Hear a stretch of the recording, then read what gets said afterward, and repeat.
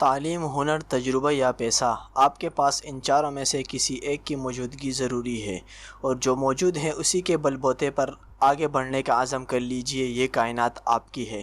اسی سے متعلق آپ کو ایک مستری منظور کے بارے میں بتاتے ہیں جنہوں نے ایک چھوٹی سی دکان سے ماڈرن ووڈ میکر تک کا سفر کیسے طے کیا۔ مستری منظور لکڑی کے کام کا ماہر تھا۔ اسے اندازہ تھا کہ جس ہنر میں انسان کے پاس اعلیٰ ترین صلاحیت ہو اور معاشی ترقی کا سبب بن سکتا ہے، اس لیے اس نے کچھ نیا کرنے کی ٹان لی۔ سب سے پہلے اس نے خشک لکڑی کی تلاش شروع کی۔ پاکستان میں زیادہ تر فرنیچر بنانے والے ادارے شیشم کی لکڑی استعمال کرتے ہیں، اس لیے اس کا ہدف بھی شیشم کی لکڑی تھا، مگر خشک لکڑی مل نہیں پا رہی تھی، اس لیے اس نے گیلے درخت خریدنا شروع کر دیے۔ 10 لاکھ کے قریب رقم اس کے پاس موجود تھی، اور تجربہ کی بنیاد پر اچھے درختوں کے چناؤ میں اسے کوئی دقت پیش نہیں آئی۔ اس کے علاوہ اس نے اخروٹ، ساگوان اور کیکر کی لکڑی کے حصول کے ذرائع بھی تلاش کر لیے۔ لاسانی اور ون بورڈ کے خام مال کے لیے بھی اسے کوئی مسئلہ نہیں تھا، جو کہ عام طور پر فرنیچر میں بطور متبادل استعمال کیا جاتا ہے۔ جب سب مراحل طے ہو گئے تو اس نے جگہ کرائے پر لی۔ خرید کردہ لکڑیوں کو ٹرالیوں کے ذریعے سے اسٹاک کیا گیا۔ اب مسئلہ کاریگروں اور مکمل مشینری کا تھا۔ کچھ سامان اس کے پاس موجود تھا اور کچھ مشینری خریدنا پڑی۔ ماڈلنگ اور کاروئنگ، اسمبلنگ، فنٹنگ اور فنیشنگ کے الگ الگ کاریگر تلاش کیے گئے۔ کام شروع کرنے کے پہلے مرحلے تک 30 لاکھ روپے خرچ ہو چکے تھے۔ مستری منظور کی ایک جمع پونجی دکان تھی، وہ فروخت کر کے پیسے اس کام پر لگا دیے۔ مارکیٹ کے معیار اور کام سے واقفیت کی بنا پر اس نے اپنے ہنر کا استعمال کیا اور بیڈ سیٹ، ڈائننگ سیٹ، صوفہ سیٹ، آفس ٹیبل، کرسیاں اور متفرق فرنیچر کے سپر ہائی کوالٹی، فائن اور نارمل کوالٹی کے 4 ڈیزائن تیار کر کے مارکیٹنگ شروع کی۔ پاکستان میں شادیوں کا سیزن اکتوبر کے وسط سے مارچ کے اواخر تک چلا جاتا ہے۔ اسی دوران فرنیچر کی مانگ میں بے پناہ اضافہ ہوتا ہے۔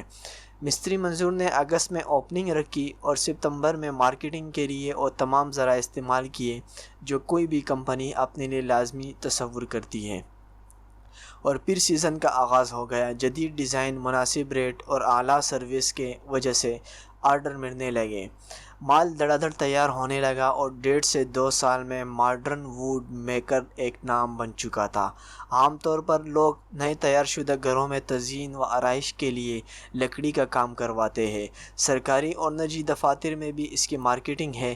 نئے ہوٹل بھی متوقع کسٹمر ہیں۔ مستری منظور نے تمام مارکیٹ کے ممکنہ کسٹمرز تک رسائی کو یقینی بنایا، تب ہی اس کی کامیابی ممکن ہو پائی۔